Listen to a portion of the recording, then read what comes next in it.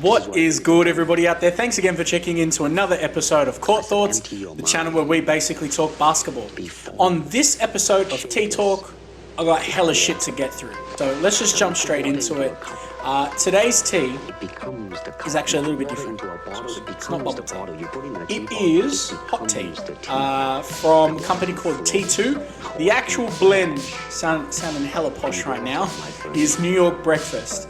I don't know if you get T2 where you live, if you live outside of Australia. I don't even know if T2 is Australian, but it is fire. The shit is banging. It's really quite nice, and so let's get into it.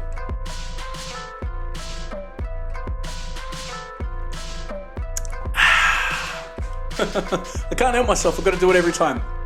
So, as I mentioned before, I had a hella shit to get through that I wanted to cover off today, so I'm just going to dive straight in.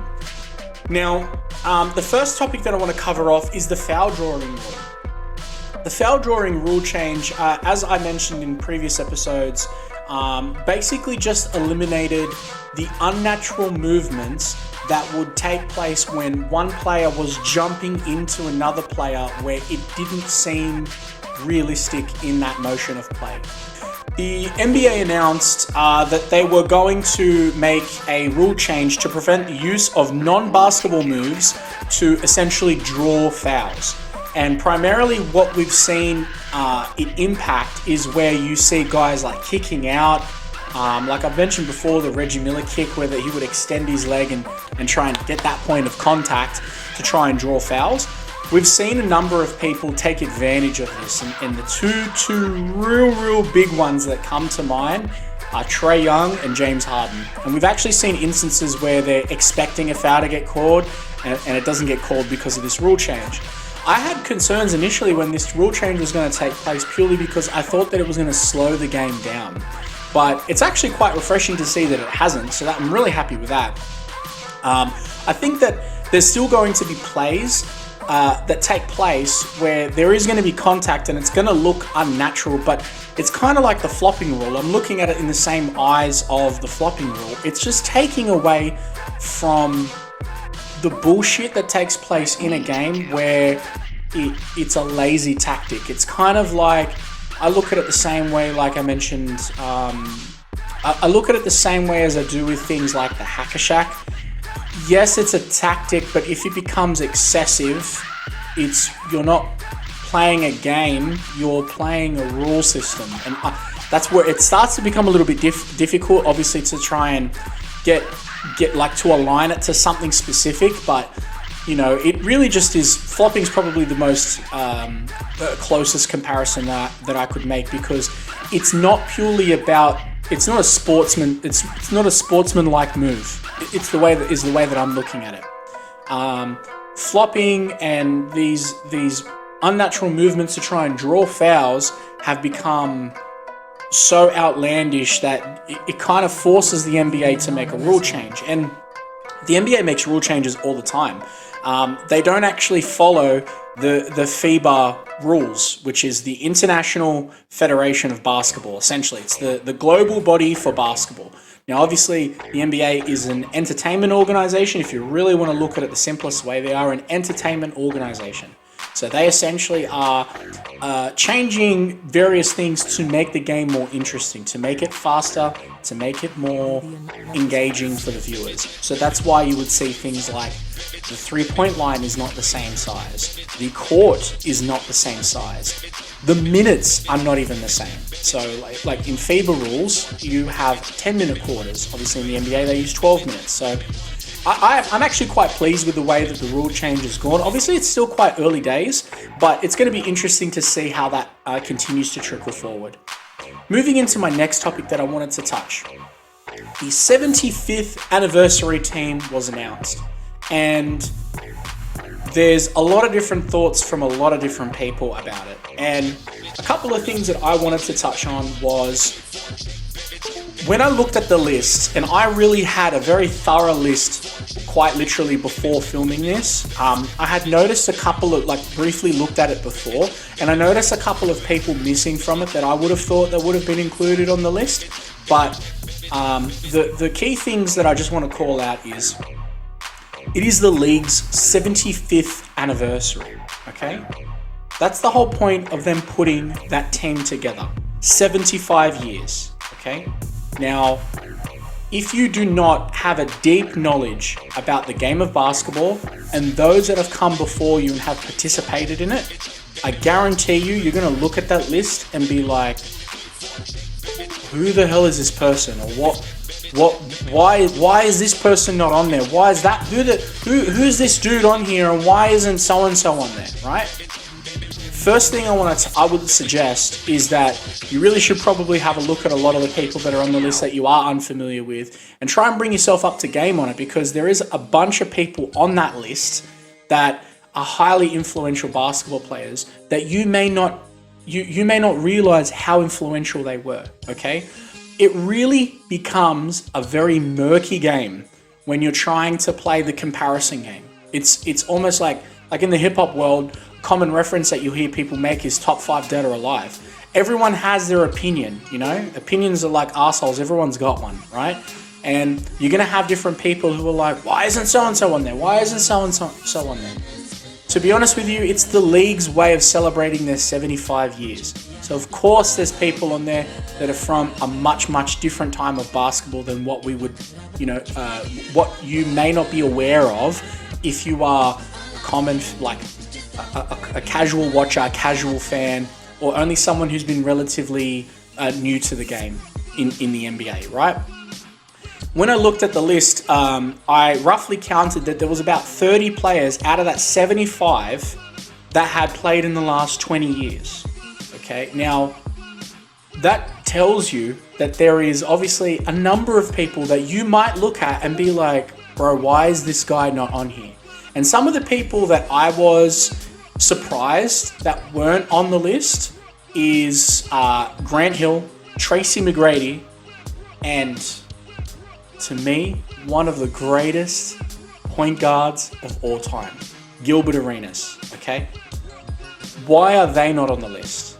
My argument to that is, or I guess the counterpoint that you could make to that is, who are you taking off of the list?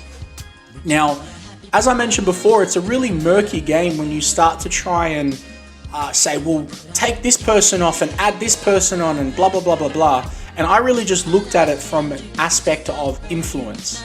There's certain players that are on that list that are so influential into the development of the game of basketball that you may not really be able to see that clear line of progression. So a couple of players to consider in that light is Paul Arizin, Pistol Pete Maravich, and Bob Cousy. Now, those three gentlemen that I mentioned right there are actually really influential to the game, and especially when you look at the line of progression in the game of basketball, it might not be super clear without having that background knowledge. And look, to be honest with you, I'm not gonna sit here on a pedestal and say I know absolutely everything about the game of basketball. I don't. I've spent a good amount of time researching players of past. And that's one of the aspects that I love about the game of basketball, is that learning aspect where you can learn about different players and play styles. So coming back to my point, when you have a line of progression that may not be clear, you might not see the influence. For example, Bob Cousy influenced the game of basketball in a way of handling the ball. That then influences other people like Pistol Pete Maravich. And then he then has an aspect of creativity that he introduces into the game. That then starts to affect other players when you think about guys like Isaiah Thomas or Magic Johnson. That then influences other players, again, moving further down the line, coming into Jason Kidd, Allen Iverson. And then it starts to come into the newer generations when you think about guys like LaMelo Ball, okay? It's not going to be a clear line when you look at it, but before you go in and you are quick to want to remove someone off the list, I think it's only fair to maybe do the right amount of research and just understand who's on the list and why are they on the list. And I mean, look, to be honest with you, there is people on there that I'm like, should you really be on there? And there's even comments that I've seen about players that should have been added on there. I'm like, I think you're tripping, bro. But and a perfect example of that is Dominique Wilkins. Dominique Wilkins was a great player, but realistically, the way that I look at him as a player, he's more known for his athletic dunks. When you think about his nickname, the human highlight reel, it wasn't because my man was dropping buckets everywhere. Could he score? Absolutely. He had fantastic scoring games. But he wasn't known to put those types of numbers out there, right? He was a dunker. He was a very athletic dunker, okay? When you look at highlights, a lot of the stuff that's going to come up is going to be dunk highlights from either open court, right? Or it's going to be in situations like the slam dunk competition.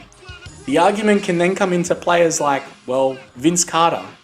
For real, Vince Carter isn't too much different from that same situation.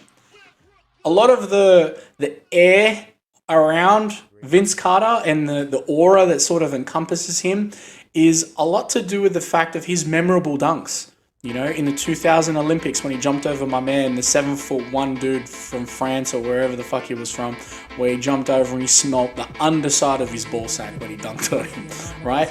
When he was doing these crazy dunks in the slam dunk competition and revolutionized the style of dunking that he introduced to the slam dunk competition. Absolutely no comparison. Okay, no comparison in that aspect. But should you be on the top 75? Probably not. When I think about guys that were more influential and had a little bit more of a complete game, I do start to think about the guys that I mentioned earlier when I was talking about Grant Hill, when I was talking about Tracy McGrady, when I was talking about Gilbert Arenas. Those three guys there were bucket machines, okay? Absolute bucket machines. And all three of them actually faced injuries that really changed the way that they played and affected their ability to score. And if you really look at the level, for example, that Grant Hill was on when he was playing, he was literally on a Jordan level. He was able to do what he wanted. Was he the complete player? No. Was he maybe not on a Jordan level is probably not the right way to explain it, but he was right there. He was really, really right there, okay? And I highly suggest, if you are unfamiliar with Grant Hill, go and watch some highlights of my man. My man was fire, right? And the same goes with people like T-Mac. It goes with Hibachi or Agent Zero or Gilbert Arenas, however you want to call him, Gilbert Arenas. Kobe, T-Mac, and Gilbert Arenas were literally cut from the same cloth in the scoring ability that they had. And they were all three different kinds of scorers, okay? And that being said, that doesn't necessarily mean that I'm quick to say, you got to yank someone off of that list. There is definitely people that you probably could pull off that list, but you've got to put it to the fact that some of these players were playing in the 50s and 60s, and some of the moves that they were doing were far ahead of their time, which is part of the reason why they're on that list. And like I mentioned before, Paul Horizon is a perfect example. Some of the moves that he was doing, you might look at now and it's relatively basic and it's really not that crazy. But if you're thinking about the time that he was doing, it's actually quite influential. Again, with people like Bob Cousy that I was mentioning earlier before. Same sort of thing. The other player, I guess, that's in the elephant in the room around not being included on that top 75, on that 75th anniversary team is Kyrie Irving.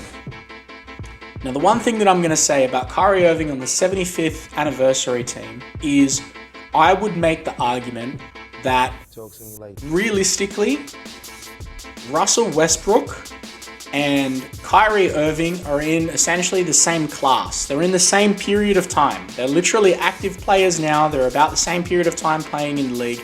I couldn't honestly tell you how far apart their tenure is in regards to when they joined the league, but I know that it's tremendously short. It's really not that far away from each other. If we're talking about who is more of an exciting player to watch, Kyrie Irving. Who is more of an influential player in the style of play? Kyrie Irving. How can I make that argument? Look at the finishing ability. Look at players now starting to introduce more of a complete package, a bigger bag when it comes to finishing around the bucket, introducing all these angles and styles of finishing around the rim, okay? Obviously, Russell Westbrook can finish around the rim, but the style is very different. But if you're talking about a bit more of an influential player and someone that I would think that would be on that list, if you were to say, oh, who's going to be on there, Kyrie Irving or Russell Westbrook? I mean, Russ, you're a Laker now, but the reality is, well, maybe you shouldn't be on that list in that spot. But see, this is where it starts to become murky, because there's obviously going to be people that disagree with me. And you know what? I love it. If you disagree with me, that's perfectly cool. Jump in the comments and let me know who you think should be on, why they shouldn't be on, and why you think that that's the case. I'd love to hear your thoughts. Speaking of Kyrie Irving, I gotta take a sip of tea before I get into this shit, because this is about to get thick.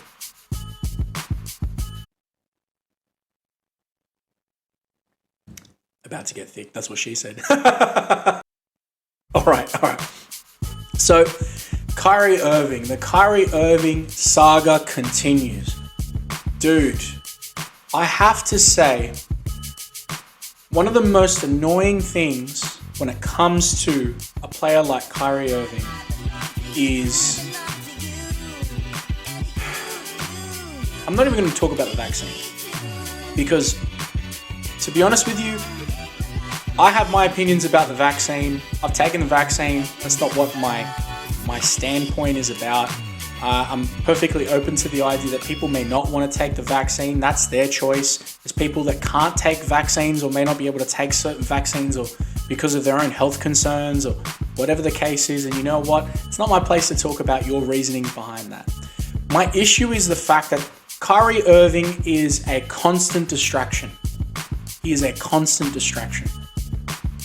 When you see a guy as talented as him forever finding reasons to not play, that's where it becomes annoying. That's where it becomes a letdown. And for me, I was really, really excited to see the Nets come together and sort of under the tutelage of Steve Nash, one of my favorite players of all time. I literally, he is one of my favorite players of all time. The 12 seconds or less era when he was playing in Phoenix with Mike D'Antoni, his style of play overall, his influence in the play of being a point guard and completeness. I literally, when I do my warm-ups, I run the Steve Nash warm-up, the Steve Nash drill, okay? That's literally, I love this dude. This dude's so good, right? So to see someone with that much knowledge and being that willing to learn, and then being in a situation where he's now becoming a coach, it's like, and you got some of the best players, you know, you've got Kevin Durant, you got James Harden and Kyrie Irving, and you're like that holy trinity right there where you're like, oh my God, this is going to be fire. This is going to be fire to see this team play. But obviously things like injuries happen, right? This is, you know, part of the reason why sometimes the best teams don't win the NBA championship, because injuries happen. But when they take themselves out of the game because they're doing other things other than what their job requires them to do, that you're being paid millions of dollars to do, that's where it becomes annoying. That's my real standpoint on it. You know, thinking deeper into it, I know that he's very much like, you got to respect the man. The man has his own opinions. He has his own thoughts about things. Some of them might be things that you might not agree with. You know, whether they're his thoughts where he was saying before about flat earth, or he was talking about the vaccine, or whatever the case is. But where your job is to come in and play basketball and you're not doing it, or you're taking away from your capability to perform for the team, and there's nothing, it becomes hard, I guess, for a fan to want to support you, right? And again, all the power to you. If you're looking into your research, you're doing all the things that you want to do to make sure that you're going about the right way to support yourself and the longevity and quality of your life by looking into what you're putting into your body. I have no qualms with that. I have no disputes with it. I have no challenges with that. But it's not the first time that he's taken himself away from the game, or, you know, he's not going to training sessions because he's doing a Zoom meeting, or he's gonna, you know, this whole resting shit that he's done before, or he's not gonna play because he's gonna go to his sister's birthday or some bullshit like that.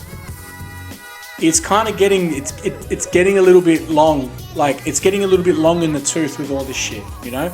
So I really would love to see his legacy not be tarnished by him getting in his own way, you know. Because some players I mentioned before, those three guys that I mentioned before, Gilbert Arenas, T-Mac, and Grant Hill, their careers were essentially cut short because of injury.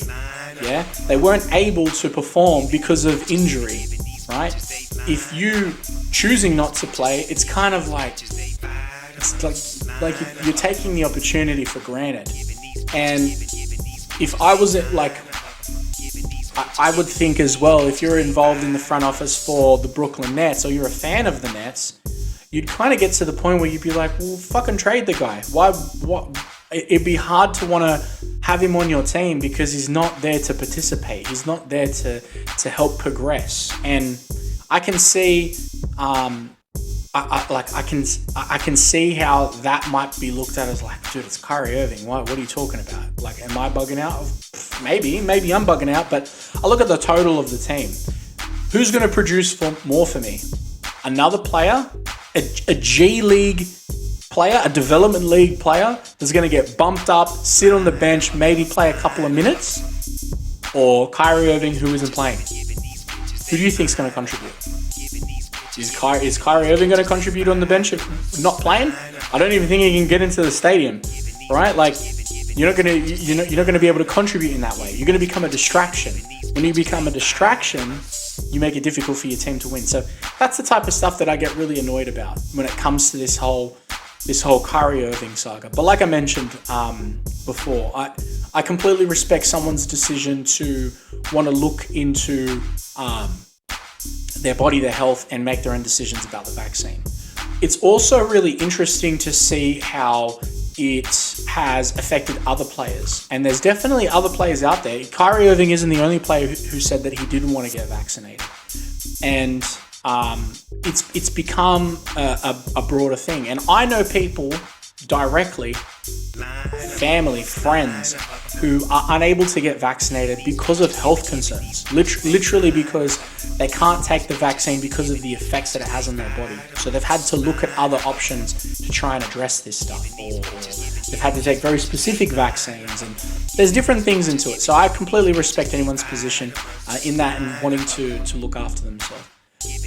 Now, this then brings me back into the ultimate distraction that seems to be running around at the moment. Ben Simmons.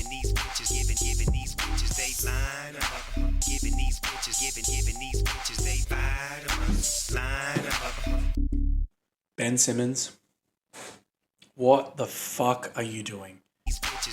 I had a previous episode of Tea Talk where I was talking about Ben Simmons, and I did a whole spiel on it. And to be honest with you, I'm not going to go too deep into it. If you want to check that episode out, I'll have it pop up. But it comes back to that same point that I was making about Kyrie Irving becoming a distraction. You've become a distraction for your team. And if you don't want to be in that team, that's all good. Like, get traded, okay? But then it starts to become a balancing act, okay? I'll put it in this way.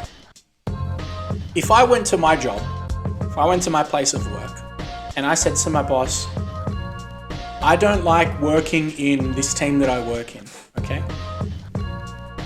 I'm posed with a situation, right? And I want to move. I want to move somewhere, okay? Whether it's another company, another department, whatever the fuck it is, right?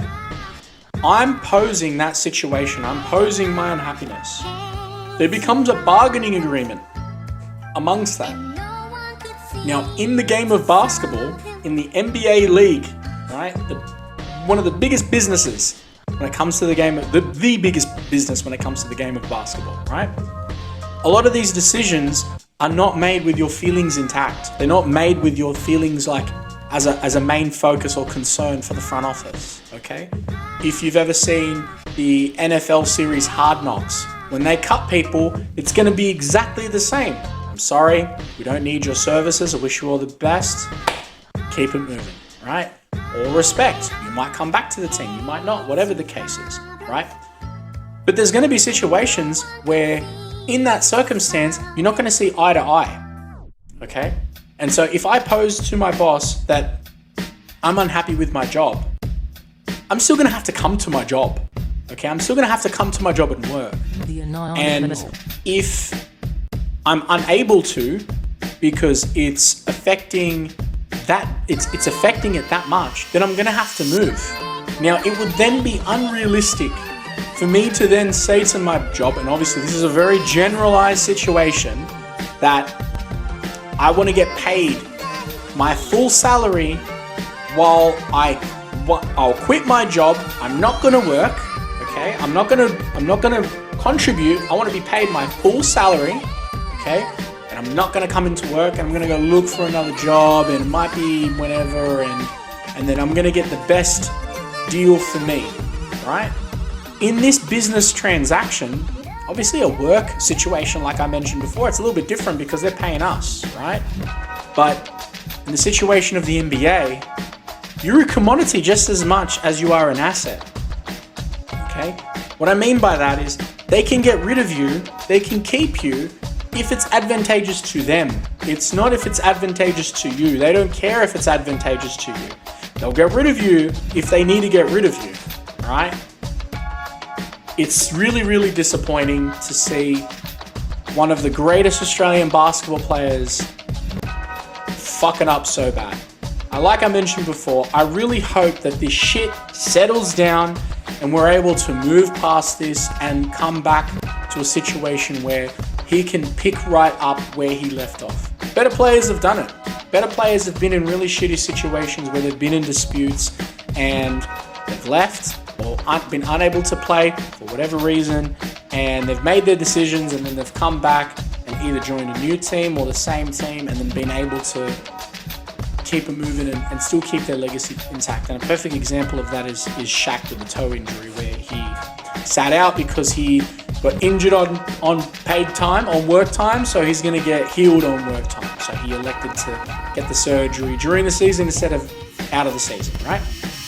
In the off season. So I really hope that this stuff settles, partly because I'm so annoyed with hearing Ben Simmons' name or seeing Ben Simmons' name on social media and hearing a lot of different people's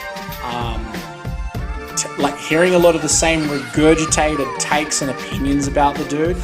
It's going to be good to hear what I want to hear. I would love to hear more about it, about why he's not doing what he's doing. That's going to do it for today's episode of Tea Talk. I hope you guys enjoyed it. I would really love to hear your thoughts and opinions, especially about the 75th anniversary team. So please jump in the comments and let me know who you would take out, who you would put in and why. I want to know. I really, really do want to know. So jump in the comments and let me know. Other than that, please make sure you're looking after yourselves, you're taking care of yourselves, and let's continue to get better. All right, take care. Peace.